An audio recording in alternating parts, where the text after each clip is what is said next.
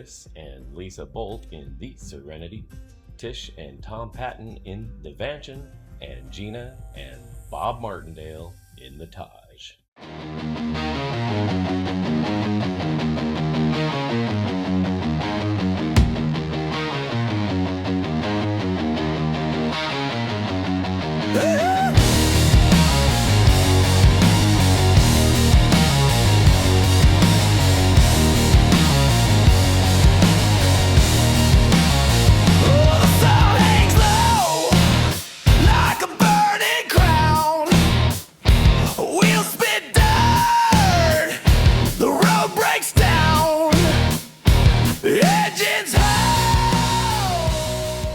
Speaking of legends, I'm here with my boys, Chris and Bob. Our first stop in Wyoming was entering into the Grand Tetons. This pristine and beautiful place definitely set the tone for the entire trip. Let's just say that the word majestic was used more than once on this journey. After taking in all of the beautiful sights that the first day's travel had to offer, we find ourselves here at the Rock Creek Day-Use Only area, where we may or may not have spent the night before we ventured on into Jackson Hole, Wyoming, the very next day. After leaving Jackson, we ventured into Yellowstone. There are places in this world that remind you just how young and restless the Earth still is. Yellowstone National Park is one of them. Spanning nearly 3,500 square miles, this high-altitude plateau sits atop a supervolcano that breathes, groans, and simmers just beneath the surface. The land here is alive. Geysers hiss, mud pots bubble, steam rolls across the landscape like the breath of some ancient beast.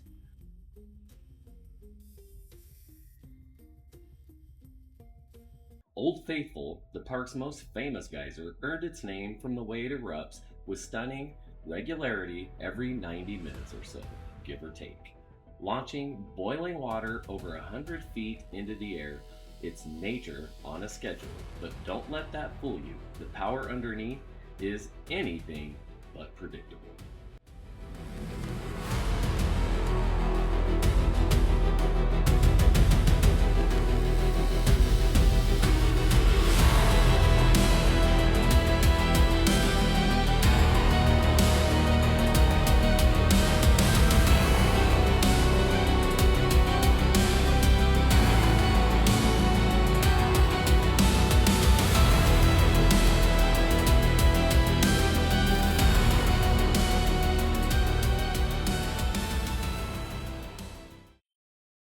Rolling into Missoula, Montana, we weren't planning to stop long, but one of our rigs had other ideas. A minor fix, nothing major, but just enough to earn us a few unplanned hours at the local Dodge dealership.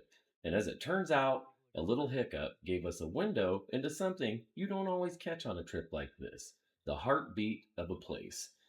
We were privy to this young man using a bit of ingenuity, his one-wheel scooter, and a leaf blower to quickly and efficiently remove grass and debris off of a sidewalk.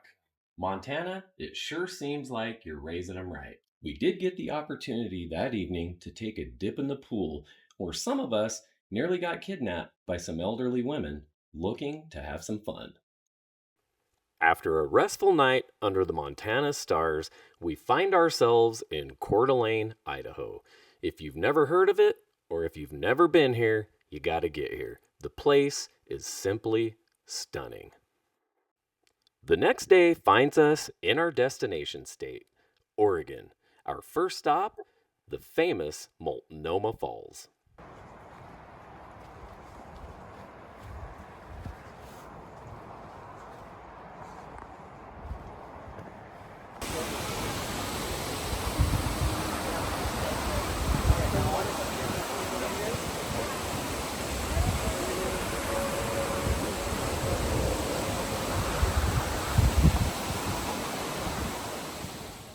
We pulled in to Kelly's Brighton Marina for a 3-day stop on the Oregon coast. A working marina, weathered docks, crab pots stacked high, the kind of place where time moves with the tide. We didn't do any fishing or any crabbing here. We soaked it all in, watched the boats come and go, felt that cool, salt air settle into our clothes. Sometimes the best part of a trip isn't what you do, it's just being somewhere that reminds you how life is supposed to feel. And then the rest of the crew rolled in. We'd just seen them days earlier, but something about being back together on the coast made it feel like the trip was really starting. We spent the day taking in the sights, watching boats come and go, soaking in the cool ocean air, and catching up like people do when they've got nowhere else to be. That evening, we made a plan: head down the coast, put some real food on the table, and pull together a proper feast for the birthday celebrations ahead. The only fare that was going to be good enough for this celebration was the food that we caught and cooked ourselves.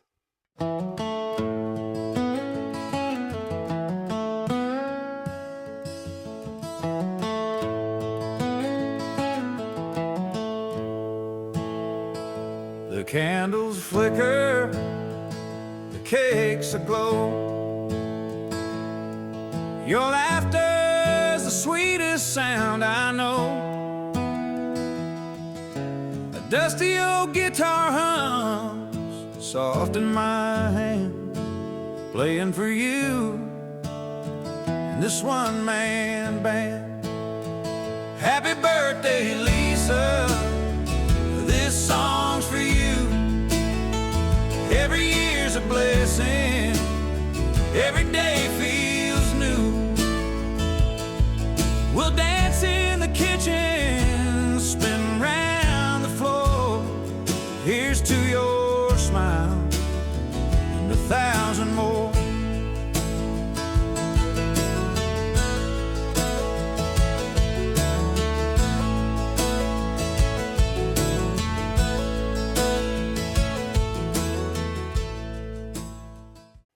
We were able to catch up with some old friends that we hadn't seen in a while and witness the life and the beautiful home that they have carved out here. Great to see you guys. As our 3-day stay on the Oregon coast came to a close, we all kind of knew we'd remember this part of the trip a little differently. There wasn't a big agenda, no fish to clean, no deadlines to meet, just good company, quiet moments, and time to let the salt air do its work. We spent most of it just hanging out, telling stories, laughing at things we probably shouldn't, and settling into the kind of rhythm you can't force. That kind of time feels rare these days, and maybe, just maybe, that's what made it our favorite part. We capped it all off with long walks on the beach, cold sand underfoot, wind in our faces, and the steady crash of waves to remind us we are exactly where we are supposed to be. Now, here we have some more nature in Oregon, and to be specific, more of Oregon's beautiful waterfalls. Let's sit back and enjoy this.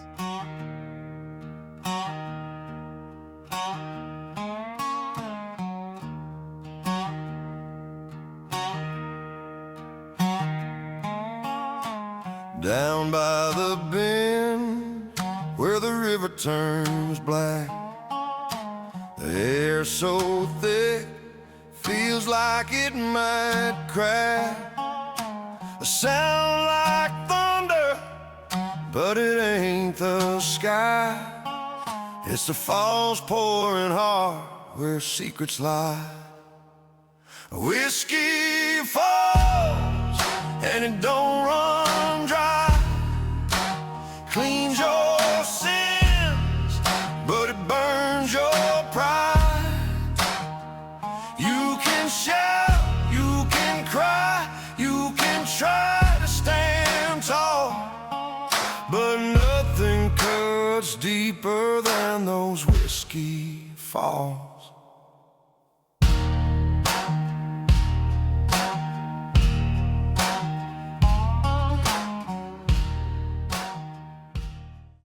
The next day found some of us back in Idaho to go check out the amazing and brilliant Shoshone Falls. This place is incredible.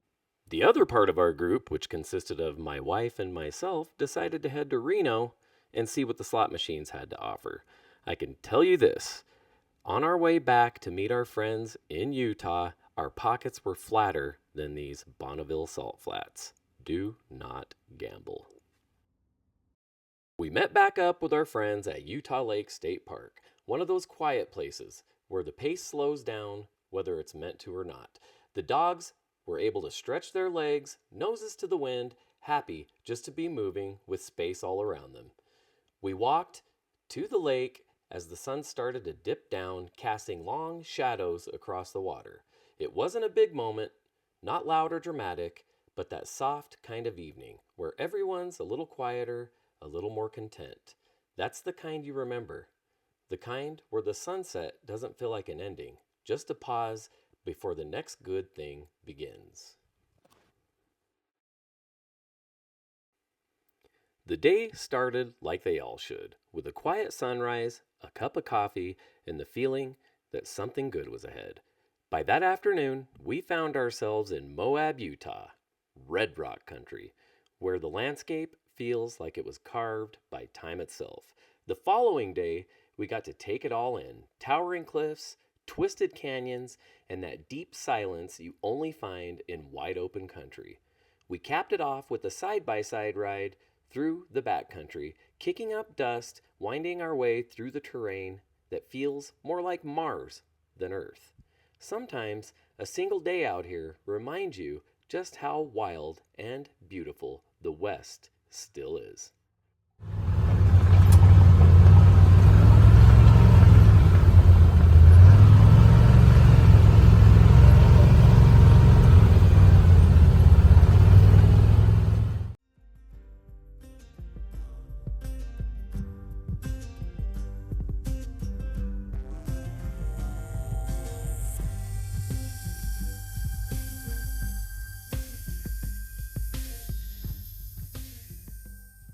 The last leg of our trip has us creeping up the side of a mountain just outside of Ouray, Colorado, a little road called the $1,000,000 Highway. You better hold on this one, guys. There's not much of a shoulder.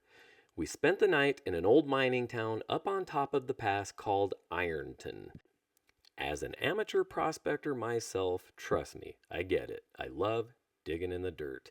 It does not negate the empty feeling in my stomach when I see the scars that the old-timers have left behind. Before we took the long and winding road over to Pagosa Springs, we were able to stop and take a look at these two young Shiras bull moose having a good time and eating some willows out in the field.